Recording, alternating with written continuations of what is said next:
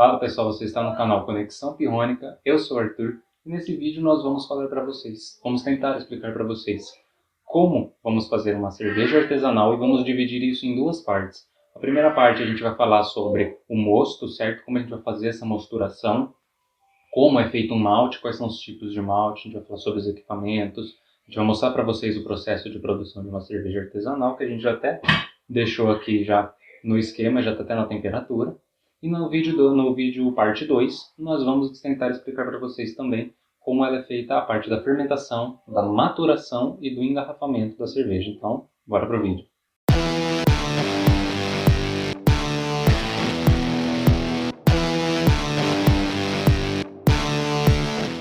O que nós vamos ter que ter para a gente fazer uma cerveja? Primeiro de tudo, a gente tem que ter a panela cervejeira. Panela cervejeira, basicamente, é uma panela normal, certo? A gente usa aqui a número 28. Então, o que a gente tem? 28, nesse caso, ela está dizendo para a gente que é o tamanho do diâmetro dessa panela, certo? Então, isso já ajuda a gente a saber qual é o volume que cabe nela. Normalmente são 15 litros, pela altura dela. Então, nós também temos aplicação da fórmula do volume de um cilindro, certo? Pi vezes R ao quadrado, vezes a altura que esse líquido está, para a gente saber o volume que ele está ali dentro. Porque a gente tem que saber quanto que a gente vai colocar nessa panela. Então a gente tem também aqui a parte da nossa torneira, certo? Aquela torneira de eixo, não aquela torneirinha que abre, a torneirinha de eixo ela é melhor. E ela tem uma bitola de mais ou menos meia polegada. Então a gente tem a bitola de meia polegada e a gente tem aqui na ponta dela, deixa eu ver se eu consigo tirar para vocês. Na ponta dela, a gente tem esse dispositivo aqui, que é justamente para a gente conectar a nossa mangueira, que também é de meia polegada, que a gente vai transferir para outras panelas ou a gente vai transferir mesmo para o fermentador. Então a gente vai conectar ela aqui e ela vai ficar lá, certo? Então ela é um dispositivo. Mangueira, meia polegada também, a gente tem 1,5 m mais ou menos, 2 metros, tanto faz. Tá, o tamanho vai ser você que decide, mas é legal você ter uma bitola de 1,5 polegada. Não, desculpem, meia polegada. Essa bitola aqui é meia polegada, torneira de meia polegada, para tudo padrão ficar fácil para a gente conectar as coisas. Então, o que a gente vai ter? Aqui, eu acho que vocês devem estar escutando minha mãe, ela está dando rápido. O que a gente vai ter aqui então? A panela, que a gente vai precisar. A gente colocou aqui mais duas panelas, tá? Que a gente vai usar para fazer a lavagem do malte. Então, essas duas panelas têm ali, se eu não me engano, eu calculei, são 10 litros, tá? A gente colocou 5 litros em cada uma para a gente fazer a lavagem. Nós temos, que é interessante vocês terem também de equipamento, balança. Essa balança aqui é meio clássica em algumas casas e a gente usa bastante ela. Aqui eu recomendo para vocês, para pesar, no caso o lúpulo, se você quiser pesar as leveduras, é interessante que vocês tenham essa balancinha aqui, que ela é menor, tá? Essa balancinha aqui, ela é bem mais sensível, ela é uma balancinha de precisão, ó. Então a gente consegue ter 3,6 gramas no caso. Ela não está tarada e ela está em ângulo, então ela acaba pesando, ela é muito sensível. Essa daqui é uma balança de precisão. É legal vocês terem uma escumadeira mesmo, certo? Escumadeira de casa. Vocês podem pegar até algumas velhas, essa daqui chegou até a entortar uma época, ó, da gente usando. Que mais vocês vão precisar? Iodo, uma solução de iodo a 2%, tá bom? Ó, tintura. Vou mostrar para vocês. Tintura de iodo a 2%. Isso aqui é justamente para a gente ver a presença de amido e a conversão do amido, certo? Do mosto, para a gente saber se esse mosto já está pronto ou se esse mosto ainda precisa ficar mais um tempo ali na panela. Lembrando que mosto é a mistura da água com o malte, tá bom? Depois a gente vai precisar aqui, a gente usa bastante uma régua, certo? Só para a gente medir o tamanho ali, para a gente saber o quanto de altura a gente precisa pôr de água, né? Pelo π vezes r ao quadrado vezes h. H é a altura. R ao quadrado, metade do diâmetro, você eleva ao quadrado ali. Você acha o volume do cilindro. A gente tem também essa colher cervejeira, uma colher normal, certo? Lembrando que todo material tem que ser atóxico, para não passar sabor para o moço e também não passar também toxicidade, né? Para bebida, já que a gente vai beber isso aí depois. Isso aqui, para quem é da área da farmácia, química, física, e que nem para vidraria, biologia, a gente usa bastante isso aqui. Isso aqui é um escovilhão, certo? Escova de laboratório. Isso aqui serve justamente para a gente limpar as garrafas, ou mesmo se a gente queira limpar a proveta. Essa proveta aqui é para a gente fazer tanto medição, certo? Que ela é até de 250 ml, que é o que a gente indica, por causa do tamanho do nosso densímetro. Então isso aqui ela serve também para a gente limpar ali quando a gente precisa. Lembrando que é sempre bom você esterilizar todos os seus equipamentos antes da gente fazer, certo? Então a gente prepara uma solução de 0,5% de Quiboa, né, de água sanitária ali, de hipoclorito de sódio. Basicamente você compra água sanitária e divide uma parte em 4. Deixa lá, lava bem, esfrega. Se quiser colocar um álcool 70 também, deixar de molho ali um tempo, melhor ainda. Lembrando que não dispensa, tá, a água sanitária. Então, proveta também de 250 ml. Justamente porque a gente vai medir a densidade do nosso mosto. E como o nosso densímetro não cabe na panela porque a panela não é tão alta, a gente acaba tendo que usar aquela proveta. Então o que a gente tem aqui? Ó? A gente tem um densímetro. Basicamente ele tem essas esferas aqui na ponta, certo? Pode ser de aço, aço inox. A gente não tem muita noção, a gente não sabe muito do que é feito essas esferas. A gente tem essa resina na ponta para as esferas não saírem, então ela cria um peso. Esse densímetro aqui, ele é de 1000, tá? Vocês podem ver aqui, ó, 1000. Ele desce até o 1100 e ele vem até o 1200.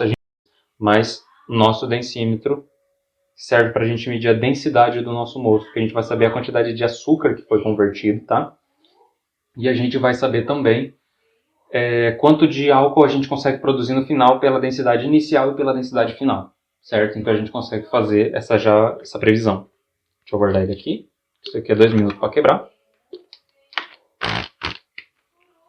O que mais que nós temos aqui? Nós temos o balde fermentador, tá? Então a gente tem airlock, o próprio balde, esse aqui é um balde de 12 litros, beleza?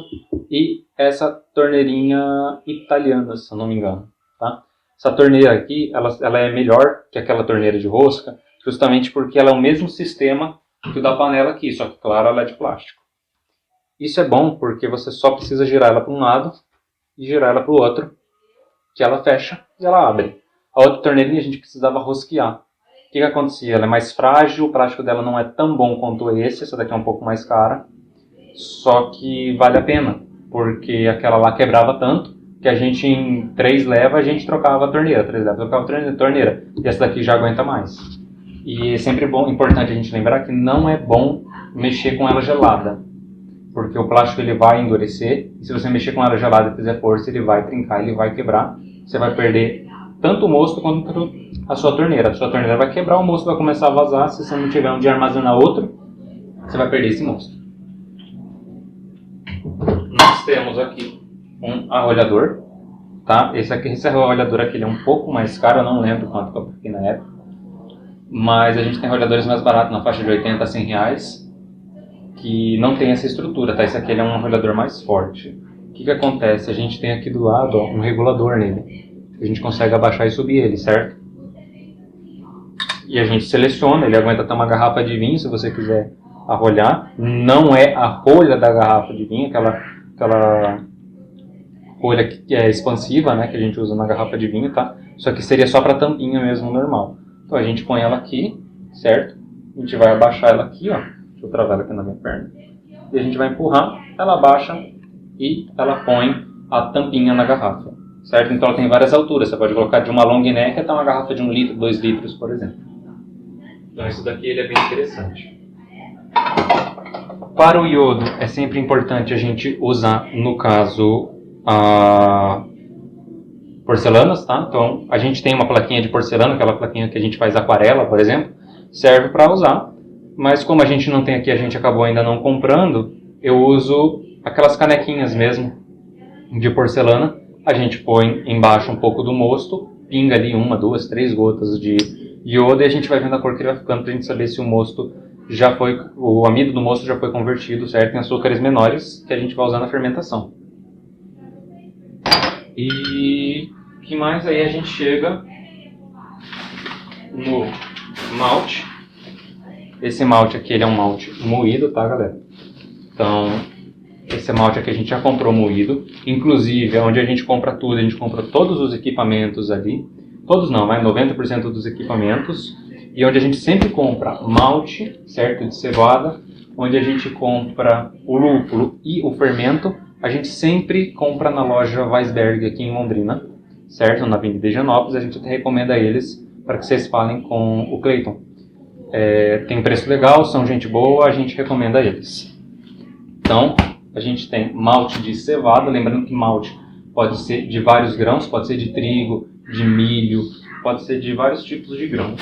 Mas para cerveja a gente tem uma legislação, certo? Uma lei de pureza alemã de 1516, que é a lei de pureza alemã da cerveja. Então, que a gente chama de Reinheitsgebot. Essa lei de pureza ela diz que a gente só pode ter 3 ingredientes na cerveja: água, malte e lúpulo, e nada mais. Essa é considerada cerveja.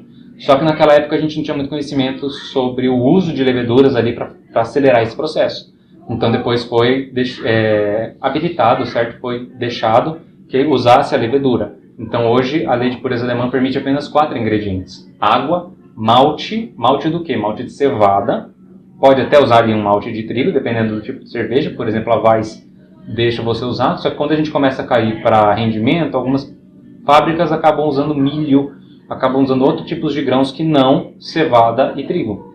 Então isso acaba fugindo um pouco dessa legislação, certo? Ela acaba desviando um pouco. Por isso que a gente não considera muito cerveja. É basicamente um fermentado de grãos. Mas não é uma cerveja propriamente dita. A cerveja é malte, cevada, trigo. Então, malte, água, certo? O lúpulo, que é o mais importante, que é o que vai dar pra gente o amargor da cerveja, vai dar o aroma da cerveja. E também o lúpulo, ele é rico em antioxidantes. Ele faz muito bem para a saúde, ele é mais antioxidante, ele tem mais antioxidantes do que o próprio cacau, que já tem muito antioxidante. E ele ajuda para a gente fazer a conservação dessa cerveja, certo? Então a gente consegue, por exemplo, cervejas mais lupuladas, elas conseguem ser envelhecidas, como por exemplo são as IPAs. As IPAs levam muito lúpulo. São cervejas que a gente consegue envelhecer ela ali, porque aquele lúpulo ele permite que você mantenha a cerveja por mais tempo intacta de micro-organismos, que é o caso que acontecia na própria IPA, com o nome dela, né? India Pale Ale. Por que Índia? Justamente porque para você transferir, na época, a cerveja da Inglaterra, ali, do Reino Unido, certo? Do oeste europeu, para a gente transferir até a Índia, certo? Que era a rota da cerveja. Se eu colocar uma cerveja dentro de um barril e transportar a tempo, não tem refrigeração, ela acabava estragando, certo? Então o que aconteceu? Eles perceberam que colocando muito lúpulo, essa cerveja chegava sem estragar. Justamente porque o lúpulo é um conservante natural. Então o que acontece? O uso de lúpulo deu origem à IPA, a India Pale Ale, por isso que ela é mais amarga, virou tipo uma tradição. Inclusive tem uma empresa alemã que usa lúpulo como conservante em salsicha, que a gente ainda não experimentou, mas tem vontade. Então a gente tem o malte ali, nós temos para esse modelo a Safe Ale T58, certo? Que é um tipo de levedura para essa que a gente está fazendo, que é uma blonde, é uma Belgian Blonde Ale. Blonde justamente porque ela é mais douradinha, Ale porque é alta fermentação, a fermentação ocorre na parte de cima, temperatura ambiente, 25, 28, 30 graus. A Lager já ocorre em temperaturas mais baixas, então a gente acaba fermentando ela a 5, 7 graus, por exemplo. E a gente aqui não tem um refrigerador próprio que aguente 7 graus. A nossa geladeira ela acaba gelando de 4 para baixo. Então a gente teria que colocar bem no mínimo, teria que controlar muito essa temperatura, porque senão a levedura adormece e ela não fermenta. Então a gente tem a levedura, certo? Inclusive é bom a gente sempre deixar ela dentro da geladeira, porque senão elas ativam e essa ativação dela, elas já vêm com muita fome, elas acabam se matando. E nós temos, no caso, o lúpulo. Tá? Esse lúpulo aqui, ele é o lúpulo Styrian Savinski, que a gente vai usar. Esse aqui é o que a gente usou ontem para fazer. Que, inclusive, postamos fotos no nosso Instagram, turco com K, tá? _ Martino. Depois a gente deixa na descrição o Instagram e o Face nosso. E nesse caso aqui a gente já tem, por exemplo, uma pastilha, tá? A gente usou metade ontem. Isso aqui é uma pastilha de Whirlpock. O que ele faz? Ele é basicamente um aglomerado de algas. A gente também tem o Irish Moss, certo? Que ela parece mesmo uma alga, ela é meio vermelhinha. Isso aqui serve para criar densidade no mosto. Então, tudo aquilo que for partícula, que não for o líquido do mosto, ela senta, ela deixa lá embaixo, ela cria um peso nesse mosto, justamente para a gente tirar quanto mais possível, tirar o mais possível limpo, certo, esse mosto. Porque quando a gente está fervendo com malte, leva um pouco de grão. O próprio lúpulo, depois quando a gente põe na fervura, ele fica com muito grão. Então, esse aqui serve, certo, o Brew Flock, ele serve para a gente criar esse peso. Tudo que é partícula cria uma densidade maior, então ele é como ele assentasse essas partículas e elas ficam no fundo, a gente consegue tirar um líquido mais limpo. E é isso, agora a gente vai para a nossa cerveja. Lembrando que eu esqueci de mostrar uma coisa para vocês. Um refratômetro, tá? Vou até tentar colocar aqui para vocês verem. Ó, a gente tem aqui... Eita, foca. Aí. Não focou muito bem não.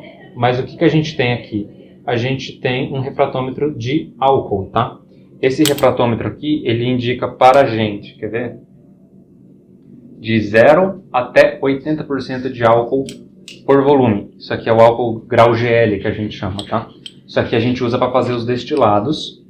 Mas você tem um refratômetro que ele é de grau Brix. Que daí você tira essa necessidade de usar, no caso, o densímetro. Por quê? Porque o densímetro, às vezes, se você não higienizar bem, você está inseguro com a higienização, quando você colocar o densímetro na sua proveta, você vai ter que descartar 250 ml. Certo? Se você higienizar bem e ter certeza que não tem material ali para contaminar o mosto quando estiver fermentando, beleza. Caso contrário, na dúvida, você vai ter que descartar. Então, se você for fazer 3 medições, você vai descartar 750 ml de bebida. Então, é muita coisa para a gente descartar. O refratômetro você não precisa, você dá 2 gotas, você consegue fazer a medição dele simples assim. O iodo ele serve justamente para a gente fazer para a gente ver quanto de amido que tem. Se a gente juntar 2 moléculas que tem ali na parte do malte, a gente tem a amilose e a amilopectina. O que acontece? A amilose ela tem uma cadeia mais reta. A amilopectina ela tem uma cadeia ramificada. As duas elas sofrem uma reação na química que a gente chama de reação de complexação. Quando você pinga o iodo, essa reação de complexação vai criar uma cor. No caso, quando a gente tem a presença delas e elas não foram convertidas, ele vai ficar com muito amido, ele vai ficar roxo, ele vai ficar aquele preto que acontece quando a gente vai pingar. E a gente vai até mostrar para vocês aqui. A gente vai fazendo esse teste do iodo 15 em 15 minutos, 30 em 30 minutos, vai depender muito de você que está fazendo a cerveja, para a gente ver essa conversão. No final ele fica meio avermelhado, meio alaranjado, porque é a própria cor do iodo, então ela não muda a cor do mosto, quer dizer que foi convertido. A gente já deixou aqui, a gente nem falou para vocês do termômetro, tá? A gente precisa de um termômetro. Esse termômetro aqui, ó, é um termômetro interessante, tá? Inclusive a gente comprou lá na Weisberg também. Esse termômetro aqui, a gente vai deixar ele no mosto, tá? O mosto inicial que a gente vai deixar vai ser mais ou menos em torno de 65 graus. Eu gosto de deixar em 70, porque sempre que a gente virar o malte, essa temperatura vai cair, certo? Porque vai sofrer um choque de temperatura, porque o malte a gente deixa um pouco na geladeira. Então, quando a gente pôr ali, ele vai esfriar um pouco essa mistura, certo? Elas vão entrar em equilíbrio térmico. Então, a gente deixou aqui a 68, 70 graus, para na hora que a gente colocar ela baixar para 65. Por que 65 graus? A 65 graus a gente tem ativação de uma enzima que a gente chama de beta-amilase. Ela vai quebrar essa molécula do amido ramificada, linear, certo? Então, ela vai pegar essa molécula do amido e vai quebrar a cada 2 glicose. Ela faz uma quebra, ela faz uma cribagem. Então ela corta aqui, 2 glicoses, ela corta, 2 glicoses, ela corta. Então a gente quebrou ela em várias moléculas pequenas. Então agora a gente vai pôr o malte e vai mostrar para vocês o malte lá dentro. Esse aí, pessoal, eu coloquei o malte aqui agora, tá bom? Eu vou virar a câmera para vocês conseguirem ver como é que tá a panela. E a temperatura que a gente tinha deixado era mais ou menos uns 70 graus, tá bom? Tô olhando errado na frente da câmera. Mais ou menos uns 70 graus. E quando a gente colocou o malte, a temperatura caiu para 61. Então eu liguei de novo aqui o fogo, certo? É interessante você ter, por exemplo, um fogareiro, ou você pode usar mesmo que a gente está usando o fogão de casa. Então agora a gente vai subir a temperatura até 65 para a gente ativar a nossa beta-amilase, certo? Para ela começar a conversão. 65, 66 graus dá uma certa abafada ali para ela não parar, certo? De atuar. A gente colocou aqui o malte da cevada, tá? Ó, está a 60 graus, 59 graus, ó, a gente pode ver. Então ela baixou mais um pouco ainda. A gente vai misturando. Eu gosto de misturar com o termômetro mesmo, que ele já fica medindo a temperatura ali, certo? Mas o certo seria a gente mexer com a própria colher. Ó, 60 graus tá marcando, tá? Então a gente vai deixar mais um pouquinho, depois a gente volta. Só dando uma certa ressalva aqui para vocês, a gente vai esperar ali a temperatura subir para os seus 62, 63 graus, certo? Já que a beta-amilase ela atua de 60 até 65 graus. Então se a gente passar desses 65, começar em 66, 67, ela não vai dar uma inativada, tá? Ela inativa mais ou menos ali por volta de 70 graus. 70, 71, 72 você já inativou essa enzima. Então não é bom você já passar disso, porque você vai inativar ela. Então a gente tem a beta-amilase que atua de 60 a 65 graus, sendo 62 graus o ápice dela, ela vai estar 100% funcionando. Então é até interessante a gente deixar ela a 62, ó, agora está em 60, está 61. Então a gente vai deixar ali, ela vai atingir um pico ali de 62. Depois a gente vai querer, isso tudo se chama mash-in, tá? Ou sacarificação, a gente está retirando esse açúcar desse malte que foi feito. Se você deixar em 67 graus, as duas vão atuar a 50%. Então você vai ter um X tempo para você fazer. Em 1 hora, as duas vão ter só 50% de atuação. O que a gente faz? Normalmente a gente deixa 1 hora, tá? 60 minutos. A gente vai deixar aqui a 65 graus. Quando atingir 65 graus, a gente marca 1 hora. Então a partir desse momento, ela vai ficar 1 hora em 65 graus. Certo? As enzimas da beta-amilase vão estar funcionando, um pouquinho da alfa também. E a gente vai deixar. Depois a gente sobe elas mais ou menos com 75, 76 graus, certo? Para ela fazer a alfa-amilase funcionar. E quando a gente chegar em 76, ela vai ter uma inativação das duas enzimas. Então, basicamente, para que serve? Ó? A beta-amilase, ela serve no amido, ela vai converter o amido em maltose, certo? E essa maltose, ela vai deixar com mais álcool a nossa cerveja, só que a nossa cerveja também vai ficar menos encorpada, ela vai ficar menos doce e mais fina, ela vai ficar mais um pouquinho astringente por causa do álcool. E no caso da alfa-amilase, se a gente priorizar a alfa-amilase, a gente vai ter uma cerveja com menos álcool, mas a gente vai ter uma molécula mais encorpada, certo? Uma cerveja mais encorpada. Então, se você priorizar a beta-amilase, 60, 65 graus, a gente tem uma cerveja mais alcoólica. Se você priorizar mais a alfa-amilase, por exemplo, 30 minutos em uma e 30 minutos em outra, você vai ter uma cerveja um pouco menos alcoólica, só que com mais corpo. Ela vai ser aquela cerveja mais gostosa, mais sedosa e mais doce também. Bom, agora ali pelo relógio são 4h55, certo? Chegou aqui a 65 graus, então 5h55 a gente vai voltar depois de 1 hora que ela vai ficar nessa temperatura de 65 graus. E é interessante depois a gente também falar para vocês que a gente está fazendo isso aqui, esse vídeo vai entrar numa playlist, certo? Essa playlist vai ser uma playlist de bebidas, de maneira geral, fermentadas, destiladas e bebidas feitas a partir de maceração alcoólica. Então a gente vai passar também para vocês técnicas, certo? Porque a gente é voltado para o estudo da ciência, então a gente gosta de trazer essa parte mais técnica da química, da física, por exemplo, da biologia, que é o caso que a gente vai estar usando levedura, inclusive a cerveja usa as 3. Física, a gente tem transferência de calor, a gente vai trabalhar um pouco, por exemplo, é legal você ter fundamento de termodinâmica, que o calor sempre vai fluir do mais quente para o mais frio, nunca o inverso, certo? A gente tem os princípios químicos e bioquímicos, essa quebra das moléculas, a conversão delas em álcool, a fermentação propriamente dito, que gera gás carbônico e etanol, gera também uma micro quantidade de metanol, por isso que na hora que a gente for fazer um destilado, a gente tem que fazer os cortes certos, porque ninguém quer consumir metanol e ficar cego ou morrer, né? E no caso dos fermentados, a gente não tem problema nenhum sobre isso do metanol. A gente tem também produção de metilsulfeto, a gente tem o estudo dos óleos essenciais do lúpulo, a gente tem a parte biológica, que a gente vai ter a parte que também cai para a fermentação, a parte do estudo das leveduras, que tipo de levedura é melhor para gerar. Algumas leveduras morrem a 12% de álcool, outras aguentam até 18%, 20%. Então vai depender do tipo de bebida que você quer fazer também. Então essa playlist a gente vai tentar englobar tudo isso num tema só, certo? Então a gente vai falar, por exemplo, agora a gente está falando de como produzir cerveja.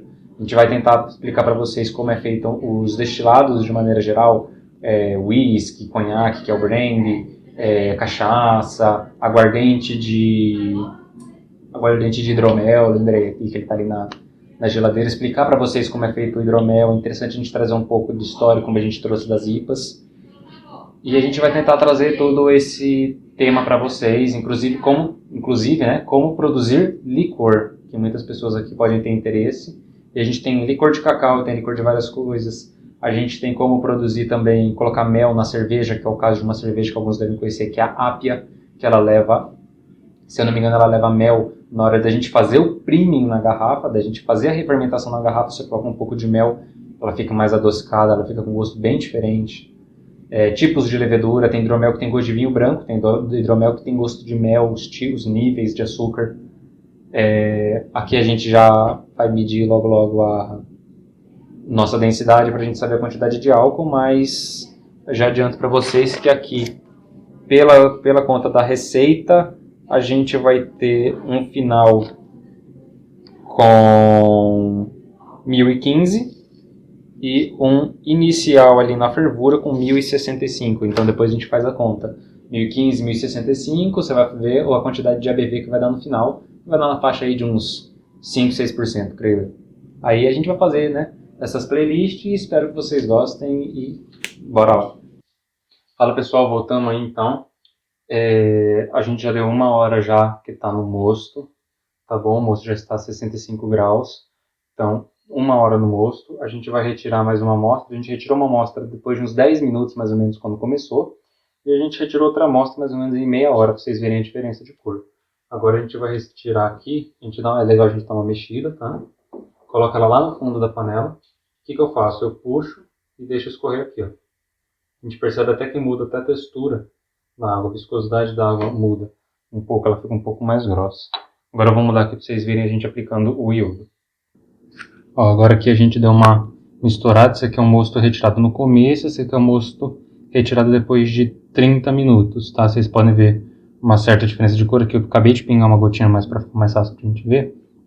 Que aqui ele tá bem mais escuro que aqui, e esse aqui é o que a gente retirou agora, então vamos lá. Vamos pingar lá umas 2 gotas aí, para a gente ver já a diferença de cor.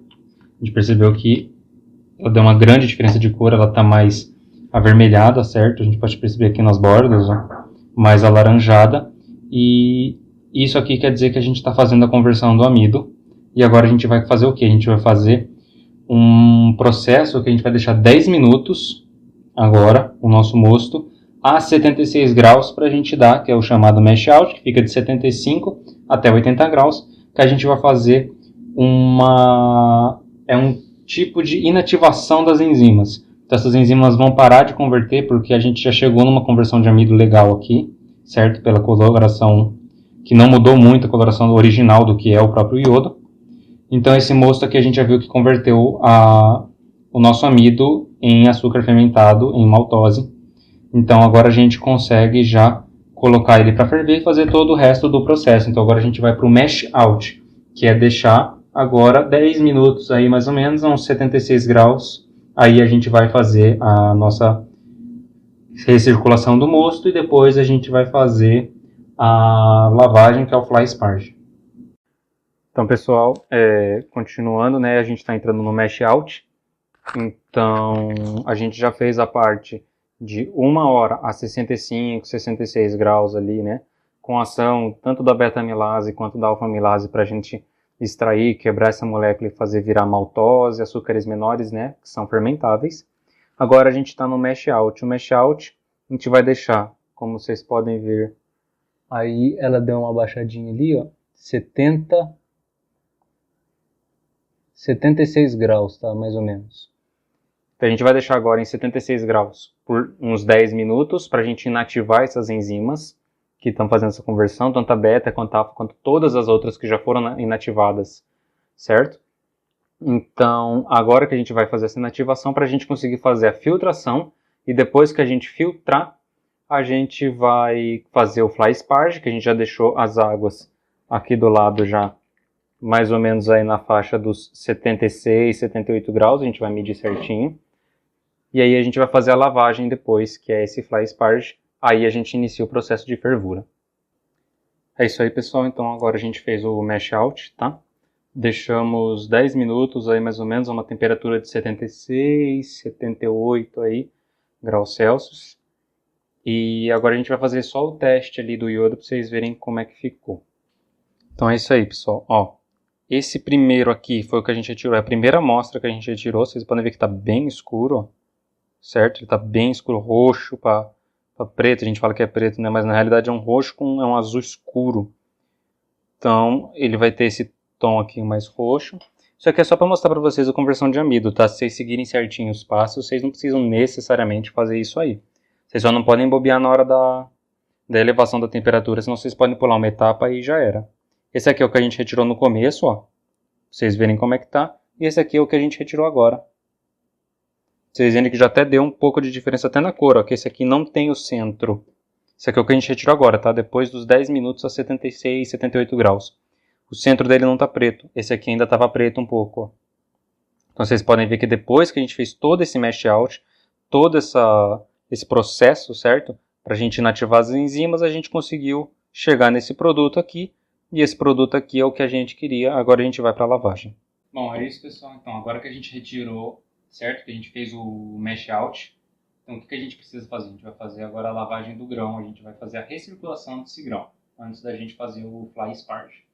Então, por que a gente vai recircular? Para a gente limpar esse grão. Vocês vão ver a cor que ele vai sair da primeira vez que a gente retirar. E vocês vão ver a cor que ele vai sair depois que a gente for passando ele pela segunda, passando ele pela terceira vez. Vocês vão ver a diferença de matéria que vai ficar aqui, certo? A diferença de grãos que vai passar ali. Porque essa cama de grãos que vai fazer aqui no fundo, ela vai servir como um filtro. Então, algumas partículas vão ficar presas e apenas o líquido vai ter que passar para cá. Isso serve para a gente melhorar, certo, a nossa cerveja. Com isso a gente vai retirando ali onde a água não conseguiu retirar. Então o que a gente vai fazer? A gente colocou a nossa mangueira, certo, naquele pininho, e a gente vai jogar aqui dentro desse fermentador aqui que a gente está usando. Por que fermentador? Porque a gente não tem outra panela. Então a gente está usando o fermentador, certo? Ele já tem 12 litros, aqui a gente colocou uns 9, então vai sobrar bastante espaço aqui dentro, dá para usar ele. Então a gente vai retirar por baixo, vai jogar tudo aqui no fermentador. Eu vou mostrar para vocês como é que ficou. Depois que a gente retirar, na hora que a gente for jogar por cima, eu gravo de novo para vocês verem a gente jogando um pouquinho por cima e colocando depois essa água de volta nesse fermentador. E é muito importante lembrar vocês, na hora que vocês abrirem, vocês vão colocar tudo aqui no recipiente, certo? Fecha, se vocês não tiverem outro recipiente, fecha esse daqui e joga esse aqui bem fraquinho por cima, só para não mexer nessa cama de grãos. Por que fecha é importante? Porque uma vez a gente esqueceu de fechar e basicamente isso aqui é água com açúcar, só que vazou para tudo quanto é lado aqui porque a gente tinha esquecido de fechar. E a gente perdeu aí, sei lá, uns 500, 600 ml, porque sai com muita força isso aqui. E como é água com açúcar, a gente limpou, mas o que sobrou no piso depois ficou grudando o tempo inteiro, até a gente lavar a cozinha certo, né? Então, lembre de fechar sempre a sua torneira. Então, pessoal, agora a gente retirou, certo, ele pela parte de baixo, certo? A gente formou a cama de grãos, a gente vai filmar para vocês verem como é que ficou a cama de grãos. E vai mostrar para vocês como é que ficou o líquido que a gente extraiu. Só para vocês terem uma noção, a gente colocou aqui mais ou menos uns 10 litros. Aqui, olhando por aqui, deve ter saído na faixa aí dos seus 6 litros mais ou menos, tá? De mosto. Por quê? Porque o malte, certo, ele é seco. Como que você faz o malte? Você pega aquela semente, você hidrata ela, certo? Para ela ter a água necessária para ela começar a germinar, e toda germinação produz uma grande quantidade de açúcar. Então o que você faz? Esse malte, você vai hidratar ele vai germinar. Quando aquele brotinho começar a sair, a gente joga no forno e mata essa planta. Justamente porque existe uma grande produção de energia, uma grande quantidade de açúcar para essa planta conseguir quebrar essa casca para ela começar a gerar esse broto. Então você põe ele no forno e você faz o malte. Aí você tem diversos tipos de torra. E esse malte ele é seco. Então ele vai hidratar. Então a quantidade de água que estiver dentro dele você não consegue extrair. Ele vai hidratar e você vai perder uma quantidade de água aqui. Por isso também a necessidade que a gente já até deixou aqui, ó, pré-aquecendo, nossa água já está a 73 graus. Por quê? Porque a gente vai fazer essa lavagem com essa água limpa, essa água quente apenas. Essa água que vai estar a 78 graus mais ou menos, porque a gente não quer retirar tanino. A gente não quer deixar a sua cerveja com aquele gosto adstringente, aquele gosto de vinho, sabe? Não o gosto de vinho, mas aquele tenro que o vinho tem. Se você quiser também, você passa a água acima de 80 graus. Os 82 graus você já consegue retirar tanino. Agora, se você não quer, é bom você deixar na faixa aí dos 78, 76. Justamente, então, a gente vai passar essa água depois por cima para ela retirar o resto do açúcar, porque vai ficar um pouco de açúcar aqui dentro e a gente tem que também diluir um pouco esse mosto, porque esse mosto vai estar com uma densidade absurdamente alta. Então agora a gente vai mostrar para vocês como ficou o mosto, a cama de malte, e a gente vai virar de novo ele por cima, com o auxílio dessa escumadeira, justamente para a gente não danificar a cama de malte. Então, pessoal, agora para vocês verem como que ficou, vocês podem ver que esse mosto que a gente tirou, ele está com partículas. Então, o que acontece? Quando a gente passar de volta por cima da cama de malte, o que vai acontecer? Ele vai ser filtrado por essa cama de malte. Lembrando que no fundo a gente tem um fundo falso ou um filtro que a gente chama de bazuca, justamente para a gente não descer esse malte, tá bom? Agora eu vou mostrar para vocês como é que está o malte aqui, ó. Ela criou essa cama aqui, vocês podem ver que é uma caminha que está dura. Deixa eu usar a escumadeira para vocês verem aqui. Uma caminha que ela está um pouquinho dura, ó. A gente está apertando ela. Então o que acontece? Ela criou essa camada de malte aqui. Agora a gente vai jogar com a escumadeira aqui, a gente joga de volta por cima esse líquido para filtrar, porque isso aqui virou um filtro gigante. Se vocês analisarem, ela está mais ou menos um pouquinho abaixo do segundo pino dessa panela. Tem 3 kg e pouquinho aqui de malte, 3,3 kg, se eu não me engano. Deu mais ou menos aí em torno de uns 18 centímetros de altura de cama de malte. Então a gente tem basicamente um filtro de 18 centímetros. Então isso serve para a gente retirar essas partículas que ficaram aqui, para a gente ficar com o mosto mais limpo e perder menos cerveja depois quando a gente for retirar. Então, pessoal, agora voltando aqui, vamos colocar o líquido por cima da cama de malte. Lembrando que tem que estar fechado sua torneira, tá? Pra você não fazer o mesmo que a gente fez, o mesmo erro. A gente vai virando, ó, para ele não danificar essa cama de malte, certo? Você vai virando, ele vai criar uma camada. Na hora que a gente abrir, ela vai descer bem mais devagar que a primeira, tá? Porque agora a camada de malte ela tá assentada e a gente tá jogando por cima. Então ela vai descer mais devagar. Vocês podem perceber que o líquido tá até meio turvo. Aí a gente vai pôr... Olha lá as partículas que ficaram no líquido ainda. A gente vai pôr aqui agora a gente retira aqui. E a gente faz o mesmo processo. A gente vai abrir a nossa torneira, colocar a nossa mangueira de volta aqui no fermentador e vamos passar mais uma vez. E a gente vai fazer isso até o nosso mosto ficar claro. E a gente vai mostrar depois para vocês como é que ficou o final e falar quantos mostos foi preciso recircular, beleza? Então, pessoal, agora vocês podem ver aqui, a gente já recirculou o mosto já 2 vezes, tá? Esta aqui é a retirada da segunda recirculação do mosto, tá?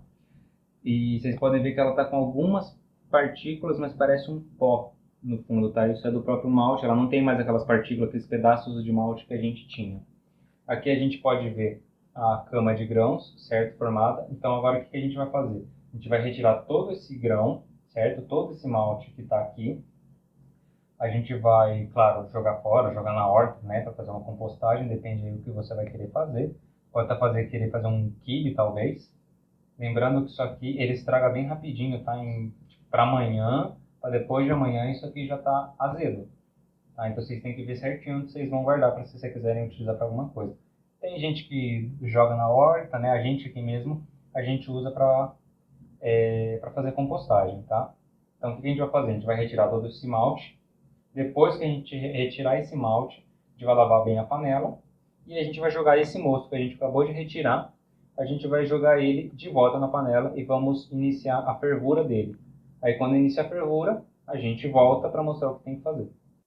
Ó, pessoal, depois que a gente terminou, certo, de fazer aquela recirculação, a gente fez o fly sparge, que é pegar aquela água quente ali a mais ou menos uns 78 graus, certo? Aí a gente vai jogar por cima e vai fazer aquele mesmo processo. A gente joga por cima uma vez, vai retirar por baixo, vai misturar, certo? Com aquele outro mosto que a gente já tava. E aí a gente vai pôr para ferver. Eu só tô gravando aqui agora, que eu não mostrei para vocês, o que é a bazuca. A bazuca ela é assim, ó, ela vem presa aqui. Aí o que acontece? ela vai fazer esse sistema de filtro. Tá vendo que ela tem pequenos buraquinhos aqui? Esses pequenos buraquinhos não permitem que o malte passe, por isso que a gente consegue tirar um mosto mais limpo. Outro exemplo que a gente tem aqui é um fundo falso, só que a gente não tem aqui no caso, mas ele é um fundo que você só coloca ele aqui e faz a cama de malte por cima. Agora a gente vai jogar o nosso mosto aqui em cima e vamos começar a colocar para ferver. Então, pessoal, o nosso mosto ficou desse jeito aqui, ó, mais ou menos, certo? Vocês podem ver. Então, pessoal, esse aqui é o nosso mosto, tá? Depois que a gente fez o fly sparge, depois que a gente fez essa lavagem com água a 80 graus. A gente demorou um pouquinho, a gente está colocando de novo ele para esquentar, ele está a mais ou menos aí, vamos lá, 53 graus, tá? Então a gente vai esperar ele chegar até 100 graus para ele atingir a fervura e a gente volta. Voltando só para falar para vocês mais ou menos o tempo que a gente está levando para fazer essa cerveja, a gente iniciou, o nosso vídeo era 4h30 da tarde, a gente explicou sobre equipamento, a gente explicou sobre fundamentos da química, da física, da biologia, certo? E sobre todo esse processo aqui, só de uma maneira geral, rapidinho, para vocês entenderem como é que era. Essa parte levou mais ou menos uns 30 minutos. Tá? Então a gente iniciou esse processo aqui da baraçagem, o processo para a gente fazer um mosto, era 4h55 da tarde. Agora já são 7h55, então já foram 3 horas desde que a gente está fazendo isso aqui. Agora que ela está indo iniciar a fervura aqui, tá? Ela está a quase 60 graus, a água. Então assim que ela iniciar a fervura, a gente vai contar 1 hora. Iniciou a fervura, a partir dessa fervura a gente conta 1 hora e a gente vai dar início nesse processo de fervura. Agora, a gente está tirando aqui mais ou menos, a gente vai tirar uns 8,5 litros para 9 de cerveja pronta engarrafada. Aqui a gente está agora com uns 11 litros e pouquinho, né, como eu havia dito. Então, o que acontece? Se vocês forem fazer uma cerveja com mais volume de água, certo? Então, a gente está fazendo 11 litros. Se vocês forem fazer uma cerveja que tenha, por exemplo, 15 litros de água, você tem mais volume de água, certo? Você tem mais líquido ali dentro, tem mais matéria. Então, o que acontece? Quanto mais matéria, mais tempo vai demorar para você atingir esses 100 graus. A gente calcula, em média, umas 6 horas para a gente fazer uma cerveja. Se você for fazer mais nesse processo caseiro aqui, você pode levar até umas 8, 9 horas para fazer. Então, já é legal falar isso para vocês, porque vocês já vão desprender do tempo de vocês aí quase que o dia inteiro para fazer a cerveja. A gente começou, era 4h30 da tarde. Se vocês calcularem, a gente vai mais ou menos até umas 9h30, 10 horas, talvez até um pouco mais. Depois que a gente fizer isso aqui, a fervura, a gente ainda tem que resfriar, porque a gente não pode pôr a levedura aqui dentro. Então, se a gente não pode pôr a levedura aqui dentro a 100 graus, porque ela morre. Então, para a gente não matar a levedura, a gente resfria isso aqui. Depois eu ponho aqui na edição do vídeo, a gente tem um equipamento que se chama chiller. Eu não tenho esse chiller aqui. Como que ele funciona? A água entra por um lado, ela vai passar nessa serpentina, vai subir e vai sair pelo outro lado quente. Por quê? Porque a gente vai estar resfriando, a água vai estar entrando gelado, saindo morna, por causa da termodinâmica. A gente tem a troca de calor. O meio mais quente vai doar, certo, essa energia para o meio mais frio, menos quente.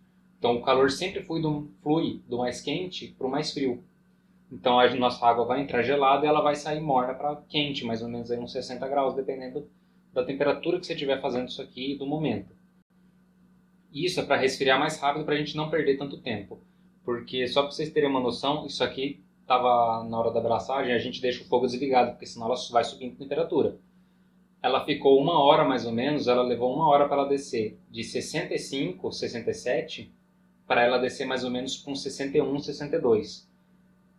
E isso por causa do malte. O malte também retém bastante calor. Só que só para vocês terem uma noção, se vocês deixarem sem fazer, no nosso caso, o banho-maria para esfriar a cerveja, ou fazer o chiller, certo? Passando água fria, cara, vai pelo menos aí mais umas 2, 3 horas para isso aqui esfriar até a temperatura ambiente, porque quanto mais frio, mais próximo da temperatura ambiente, mais devagar ela vai começar a fazer essa troca de calor. Justamente porque ela está entrando nesse equilíbrio, certo? Então o que a gente faz? A gente força ela a esfriar. Então também é bom você separar aí umas pedras de gelo um dia antes, para você, 1 dia, 2 dias, né? Para você fazer a sua cerveja, porque daí a gente resfria ela mais rápido. No início não é legal a gente colocar gelo. É legal a gente colocar gelo quando a temperatura tiver 50 graus mais ou menos, porque daí fica mais difícil dela baixar só com a água. Então a gente resfria essa água. A água está 25, a gente tenta forçar ela aí com uns 10, com uns 8 graus, ficar com aquela água bem gelada, aí ela vai mais rápido. Porque se for em água em temperatura ambiente, numa panela a 50 graus, também vai demorar para baixar. Então, pessoal, aí a gente já pode ver que já iniciou a fervura, certo? Agora são 8h30 da noite. Então, aí, daquela hora que a gente tinha falado, já foram uns 45 minutos aí, mais ou menos, para começar a iniciar a fervura. Agora a gente vai, já que iniciou a fervura, a gente vai fazer a adição do lúpulo. A gente vai pôr o lúpulo. O lúpulo, ele tem duas moléculas, tá, pessoal? Uma é o ácido alfa e a outra é o alfa-ácido e o beta-ácido, não é? Que a gente fala, o alfa-ácido, quanto mais ele tiver, mais amargor ele dá. E o beta ele ajuda. Então, vamos pôr, que eu já volto para a teoria. Então, pessoal, voltando aqui agora, eu peguei aqui a nossa receita, tá? Ó, nós fizemos lá na Weisberg, para o cervejeiro, então a gente recomenda eles de novo para vocês, certo? Aqui em Londrina, eles estão na Avenida Higienópolis, ali perto, na frente do iate, mais ou menos. Então, o que a gente usou? A gente usou 3,720 kg, tá vendo aqui? Mais ou menos fazendo aí por cima na cabeça, né? Então, mais de 3,5 kg de lúpulo, de malte, desculpa. Fizemos a sacarificação, o mash out. E agora a gente vem aqui para o lúpulo. A gente está usando o Styrian Golden, certo? Savinja Golden. Ele tem 3,8% de alfa-ácido, que nós falamos que é responsável pelo amargor. Vocês podem ver aqui embaixo, 3,8 alfa-ácido, tá? Ó, esse pacote de lúpulo aqui foi R$17, ele vem 50 gramas. Então, o que a gente vai usar? A gente vai usar ele em 3 etapas, tá? Primeira etapa 17, segunda etapa 7, terceira etapa 15. Então, o que a gente vai fazer? A gente vai pesar eles. Então, pessoal, a gente tem alguns tipos de lúpulo, tá? Aqui em casa, por exemplo, nós já estamos começando a pensar a produzir o lúpulo. A gente usaria ele em flor, mas no que nós compramos ele é assim, ó, ele é feito em pellets, tá? Ele é a flor prensada, tá? A gente usa a flor fêmea. Como tudo na natureza, o macho não presta para nada, é só a fêmea. Então, o que a gente vai fazer? A gente vai ligar, a gente põe aqui o nosso copo, né? A gente está usando aqueles copos de requeijão mesmo que a gente compra. A gente vai fazer a tara, certo? Então ele vai retirar, isso para mim, né? Ele vai retirar esse peso, então ele vai fazer a tara, então fica neutro o peso. E a gente vai pôr os 17 gramas aqui, ó.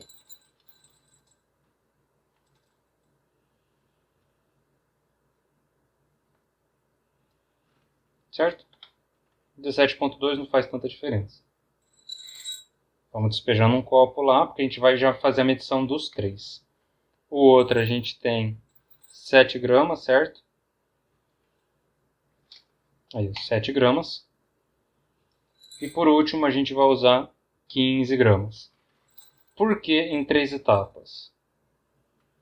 Isso é porque o lúpulo, dependendo do tempo que ele fica na fervura, ele vai gerar pra gente o amargor, o aroma ou o sabor. E vai depender muito do que a gente quer extrair dele, entendeu?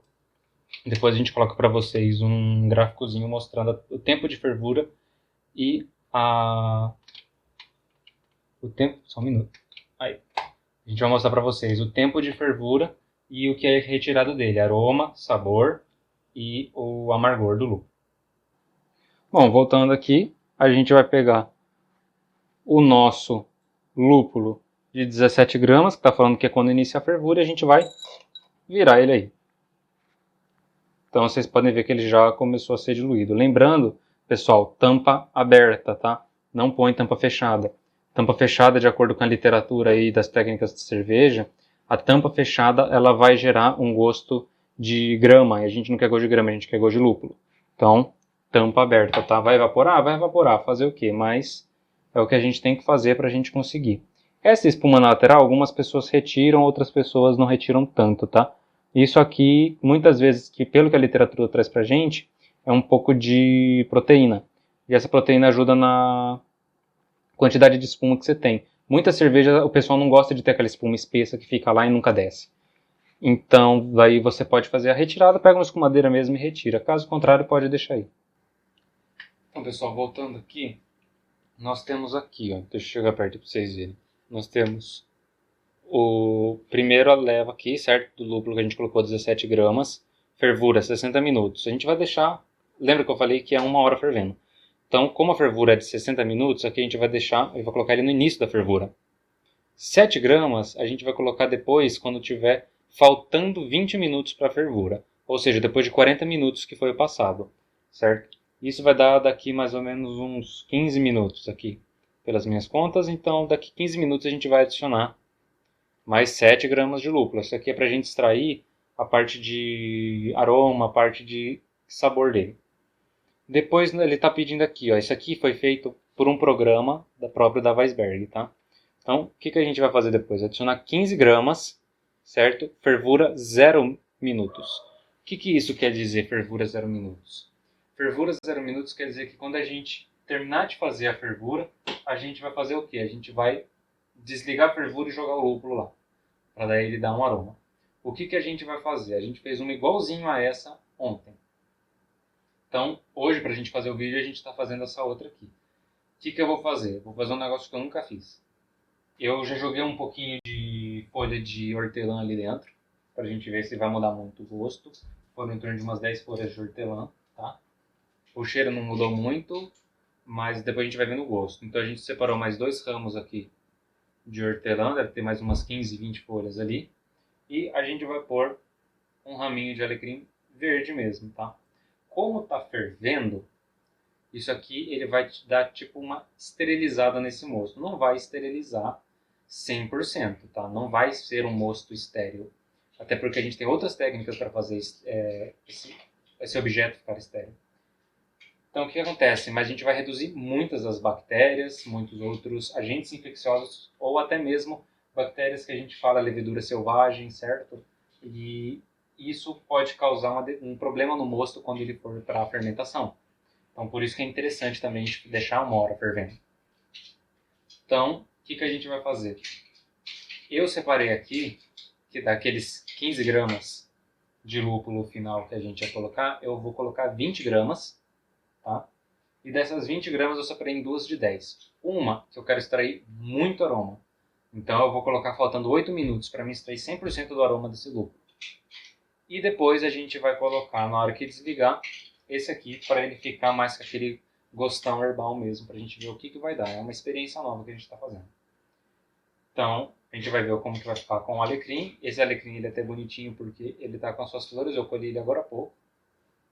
E essa hortelã a gente também colheu agora há pouco ali da horta. Vamos esperar o tempo aqui da fervura. Quando a gente tiver faltando 20 minutos, a gente retoma o vídeo e a gente mostra colocando a segunda parte do lúpulo. Lembrando que 15 minutos finais a gente põe o Whirlpock, porque daí ele vai dar aquela assentada, ele vai criar uma densidade em tudo que é partícula, que não é só líquido, ele afunda. Vocês vão ver que ele é uma alga, tá? Só que ele está moidinho. Vocês vão ver que na hora que a gente joga ele dá uma certa espumada, ele parece um detergente assim espalhando. Aí na hora que voltar a gente volta e retoma o vídeo. Voltando então, pessoal, faltam 20 minutos para a gente acabar, então vamos pôr o resto dos 7 gramas de lúpulo, esperar mais 5 minutinhos e pôr o Whirlpock para vocês verem como é que é. Então vamos lá pôr 7 graminhas de lúpulo. Falta só jogar aí que ele, olha lá, já começa a dissolver e vai começar a soltar. Quando vocês fizerem, vocês vão perceber que é o lúpulo que dá aroma na cerveja e ele é responsável pelo aroma, pelo amargor, pelo sabor. Vocês vão ver que quando vocês cheiram uma IPA e quando vocês cheiram, por exemplo, outras cervejas como Lager, vocês conseguem sentir também o cheiro desse lúpulo e a intensidade que ele está. Porque vai depender muito do tempo que a gente está jogando. Se a gente está jogando com 20 minutos, faltando, com 7, com 5.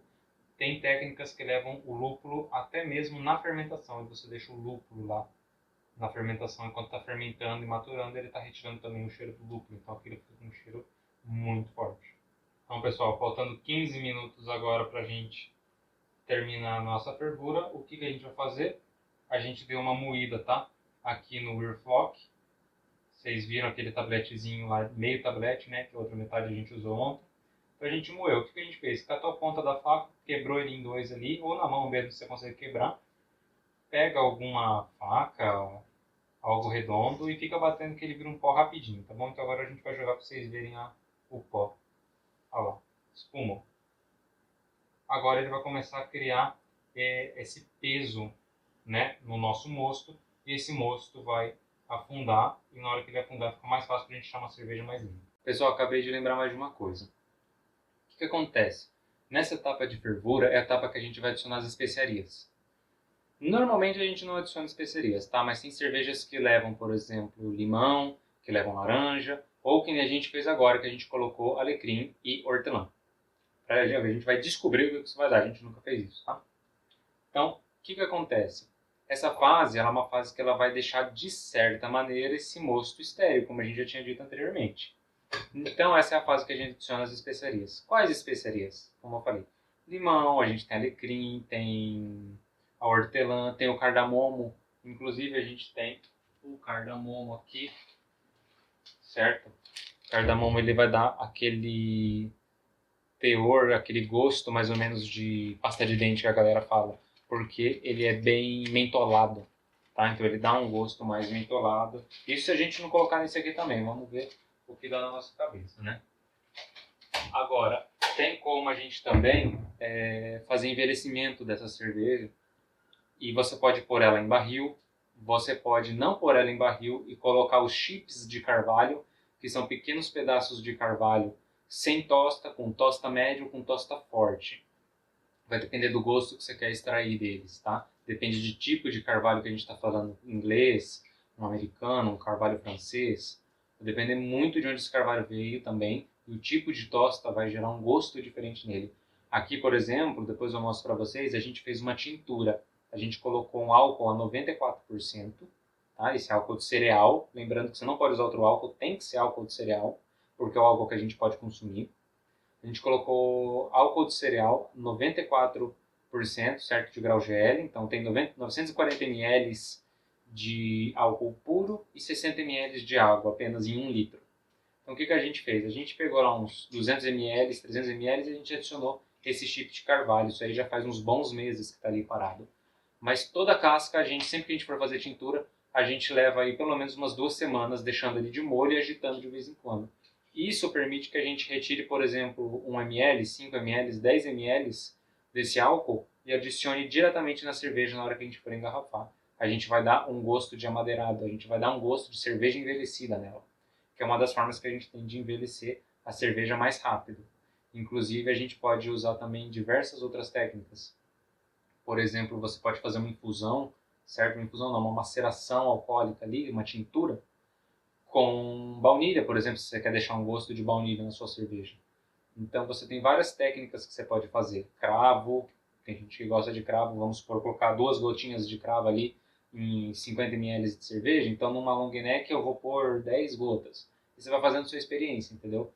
Tem várias técnicas para a gente fazer. Inclusive, essas tinturas também são usadas por algumas indústrias para fazer aromatização de tabaco, por exemplo. Então, tudo isso a gente consegue usar em vários setores. Você pode fazer uma tintura de hortelã para pingar depois na cerveja. Você pode fazer aqui. Você pode fazer... tem várias técnicas que a gente consegue aromatizar a cerveja. Mas, lembrando, se você for colocar raspas de limão ou o sumo do limão, certo? Se você for colocar algumas especiarias, a gente sempre põe na fervura, porque ela ajuda a esterilizar um pouco esse mosto, certo? Ela vai ajudar a retirar. Você vai deixar uma parte do óleo essencial vai embora por causa que a gente está aberto, mas uma parte do óleo essencial ali vai ficar, e do aroma, né? Do gosto, fica aqui no mosto. Então, isso ajuda a gente a mudar esse mosto e fazer uma cerveja que é só nossa, uma cerveja especialmente só nossa e que ninguém mais no mundo tem. Então, por isso que é legal a gente fazer cerveja artesanal, a gente faz uma bebida que é só nossa. Outra coisa importante que é legal também a gente acrescentar para vocês é que na fervura, quando a gente coloca o lúpulo, é produzido um composto que a gente chama de DMS, o dimetilsulfeto. Essa é a importância também da gente deixar destampado, justamente porque a gente evapora ele e ele vai embora, ele não deixa os famosos off flavors que a gente fala na cerveja. Off flavor de bebida é aquele cheiro, por exemplo, numa fermentação que pode ter contaminado com alguma coisa, ela gera um cheiro de ovo podre, ela gera um cheiro desagradável, ela pode gerar um gosto desagradável. Então é importante a gente deixar destampado, ou se você quer deixar com a tampa, pelo menos deixa meia tampa, certo? Mas que seria basicamente um destampado, porque aquilo ali vai vazar de qualquer jeito. Mas a meia tampa é legal porque você também não permite que caia coisas ali dentro. Outro fato importante também é que aqui muitas pessoas acabam adicionando mel. Mel no priming. O que é o priming? Quando a gente vai refermentar na garrafa. Então eles adicionam mel naquela parte, ao invés do açúcar, certo? Então ela vai refermentar o próprio mel, vai gerar fermentação lá dentro e vai dar aquele gás, então ela dá aquele gosto de mel. A gente ainda não fez isso, a gente pretende fazer isso também. Adicionar mel na fervura, porque você retira um pouco desse mel e você até ajuda a esterilizar um pouco esse mel. Diferente de... porque a gente quer retirar o quê? A gente quer retirar apenas o gosto, o aroma do mel. Diferente do hidromel. O hidromel você não ferve essa água. O hidromel você mantém a água no máximo a 60 graus, justamente porque você precisa só solubilizar aquele mel ali para fermentar. Você não pode deixar muito grande, porque o hidromel ele precisa de muitas propriedades do próprio mel para ser o hidromel propriamente dito, certo? Para ele ter aquela característica que fala, nossa, isso é um hidromel legal. Você não pode deixar ele passar de 70, 80 graus, porque algumas proteínas são desnaturadas, elas perdem a sua função, certo? Alguns aromas podem ir embora.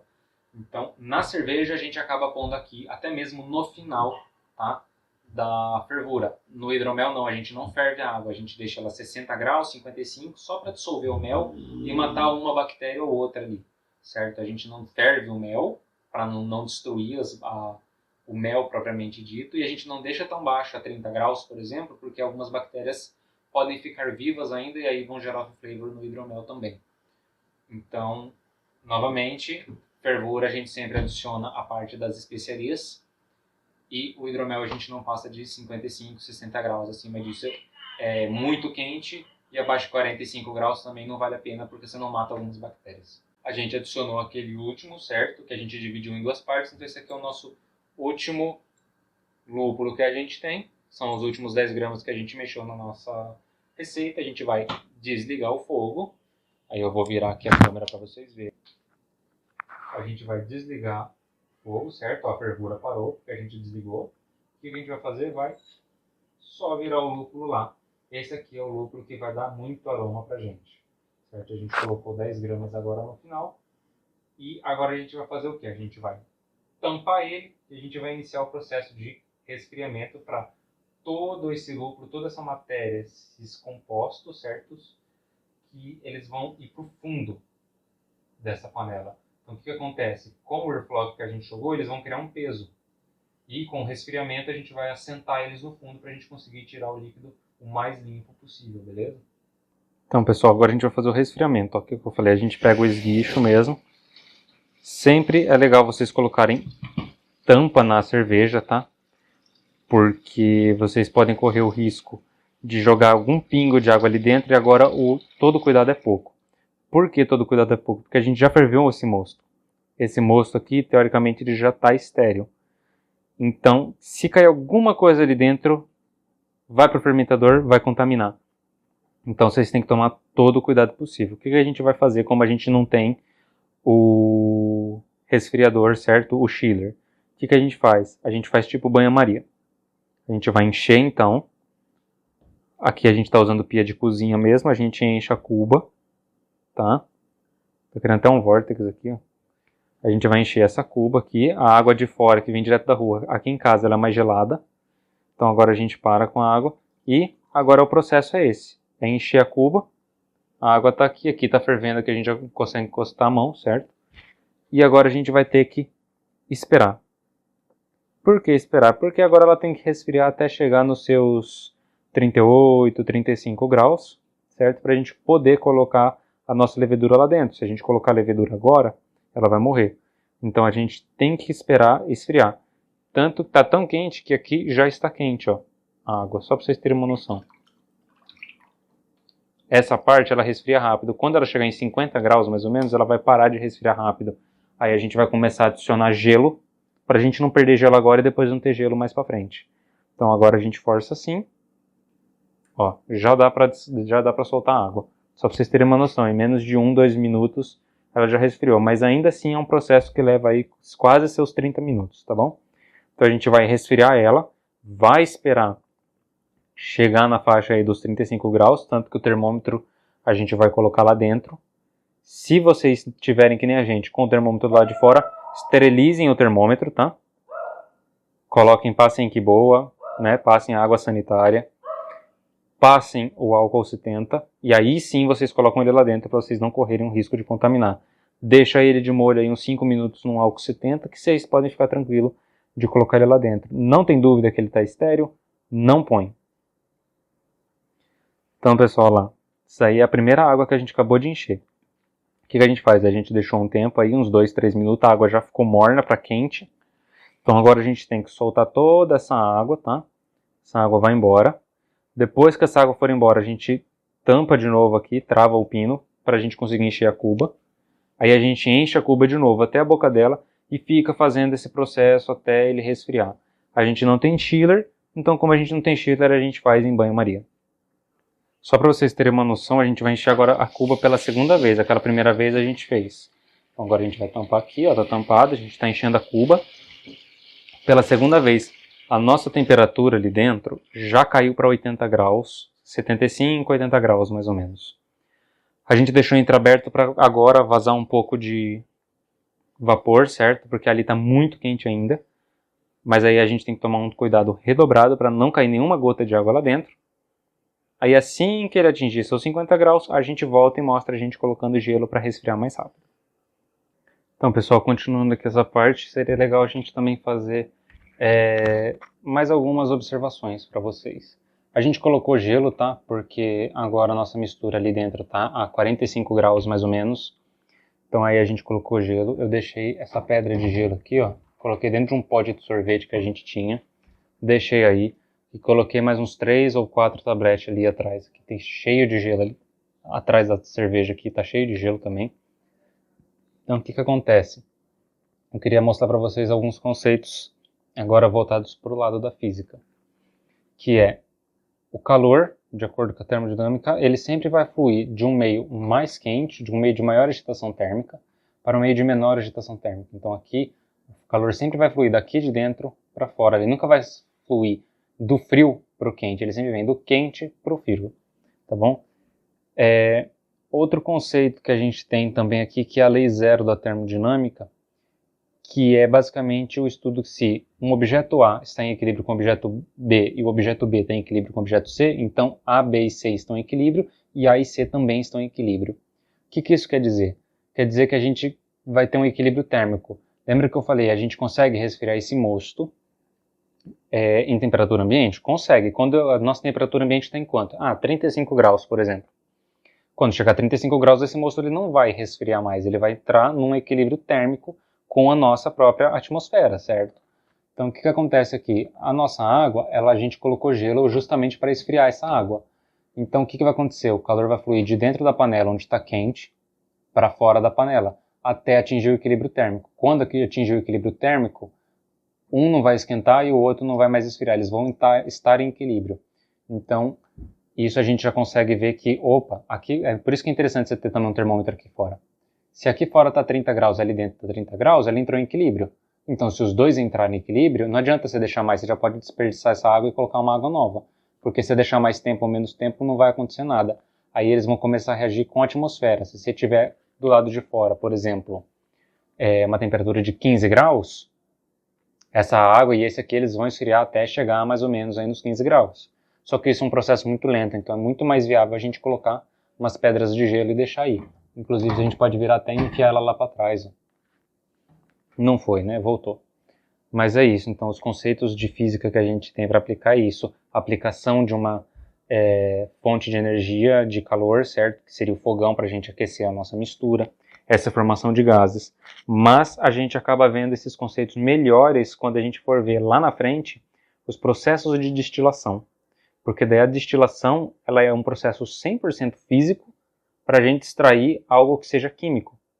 Então a gente vai extrair, por exemplo, o etanol, a gente vai extrair outros tipos de álcool superiores e esse processo ele consiste puramente em física, que é aquecimento. A gente tem também, se a gente quiser aplicar aqui não é muito legal, mas para quem gosta a gente aplica, por exemplo, conceitos de dilatação térmica. Se a gente tivesse uma cuba muito mais funda, isso aqui ia estar flutuando, então a gente conseguiria até mesmo aplicar conceitos de Pascal e esses conceitos que relacionam mais a densidade, que é os conceitos do navio, certo? Que são as forças de empuxo Então isso aqui estaria boiando se a gente tivesse isso aqui mais fundo, porque a gente ainda tem um espaço de ar aqui em cima. Mas é basicamente isso. Agora, a nossa mistura já está a 38 graus, então a gente vai esperar ainda mais um pouquinho, ó, todo o gelo já sumiu, tá só esse pedação de gelo grande, pra vocês terem uma noção como ele resfria mais rápido. Então a gente vai esperar ele atingir os seus 35 graus, mais ou menos, descer mais uns 3 graus aí a gente vai transferir numa velocidade bem fraquinha para a gente não levar muito lúpulo para o fermentador. Lembrando que esse fermentador também tem que estar previamente já limpo, tá? Já esterilizado. Põe quiboa lá, põe água sanitária lá, limpa, ou deixa de molho em álcool 70 e depois você vai colocar isso aí. Não pega aquele fermentador que você pegou, passou só um sabãozinho de leve e vai colocar a coisa lá dentro, que pode dar problema. Então, limpa ele bem, desinfeta ele bem.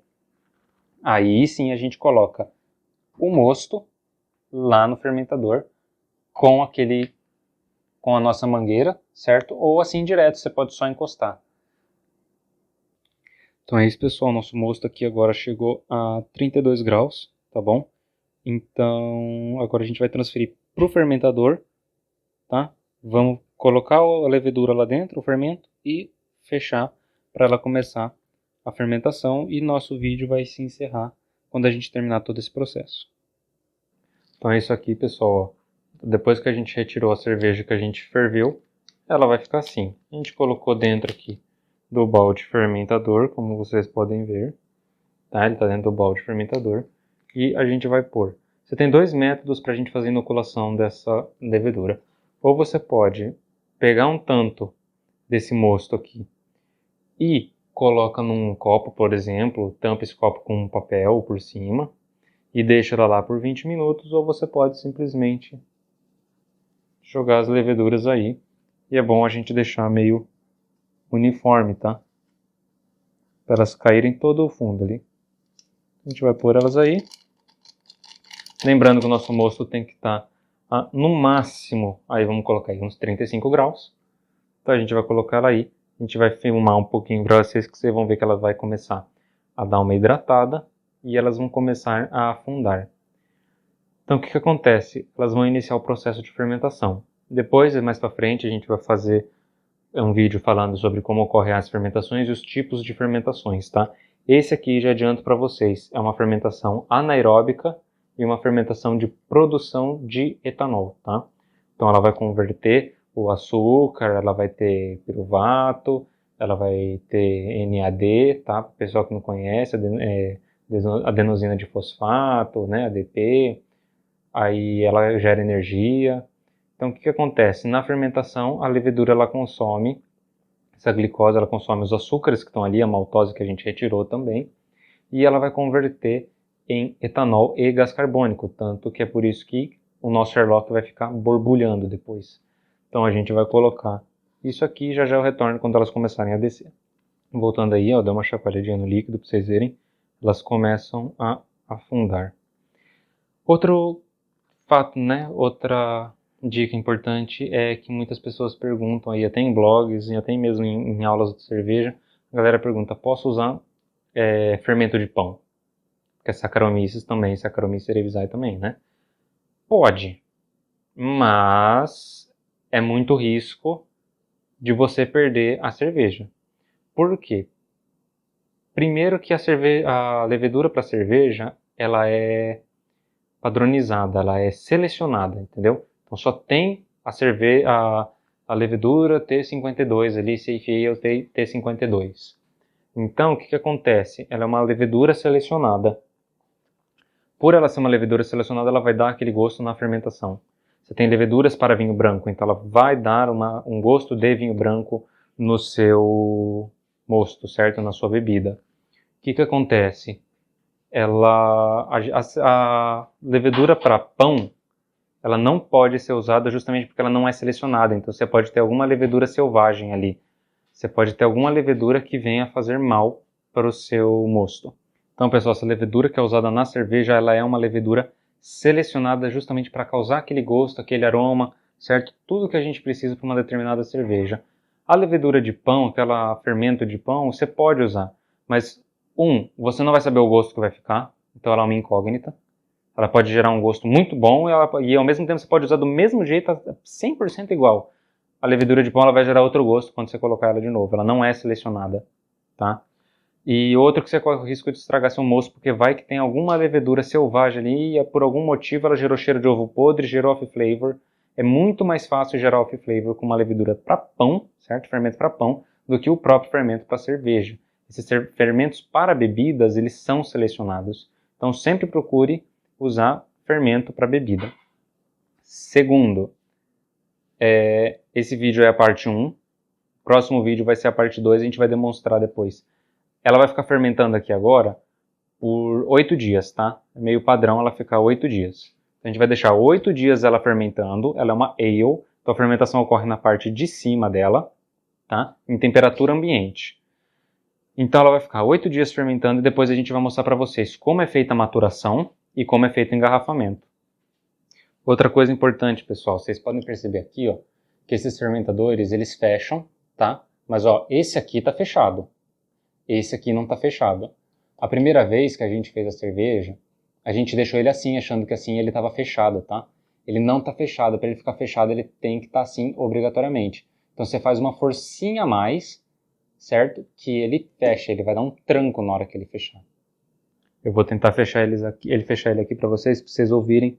Deixa eu ligar o flash, para vocês ouvirem o barulho que ele vai fazer, ó. Olha lá, não tá fechando. Ó. Tá? Aí sim, ele tá fechando, ó. Vocês podem perceber que ele fechou. Aí a gente faz uma força e ele fecha. Depois, o que a gente vai precisar? Todas essas ranhuras aqui é pra gente abrir ele, tá? Por quê? Justamente porque pra gente abrir ele, a gente tem que fazer muita força. Então a gente coloca uma colher e vem empurrando ela pra fora, assim. E vai tentando abrir ela, tá?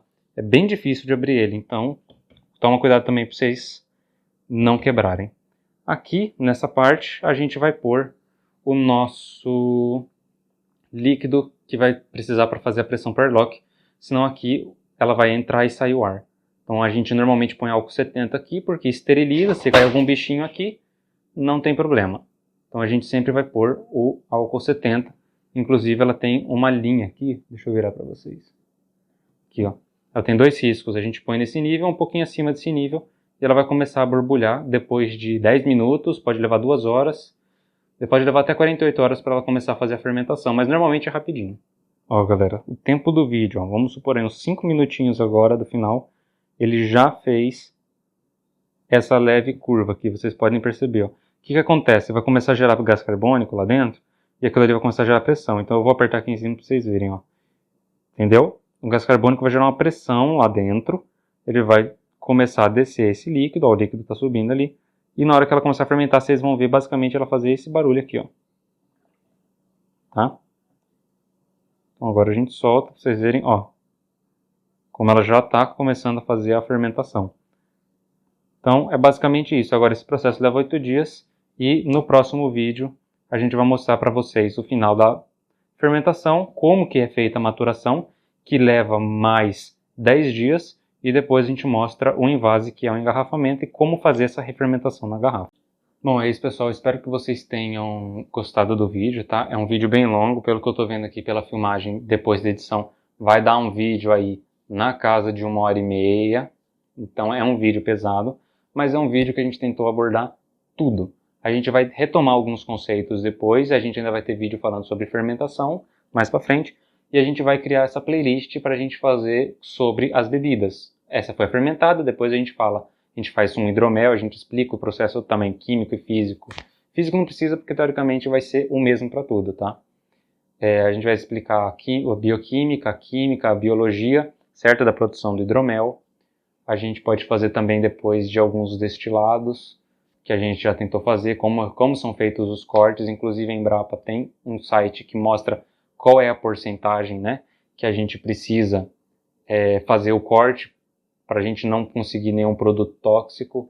Inclusive, aí no caso, é interessante que para destilados vocês tenham o refratômetro de álcool, aquele que vai de 20% a 80%. Justamente para a gente não ter que ficar jogando um densímetro, porque se você quiser fazer um destilado de 500 ml, do densímetro são 250.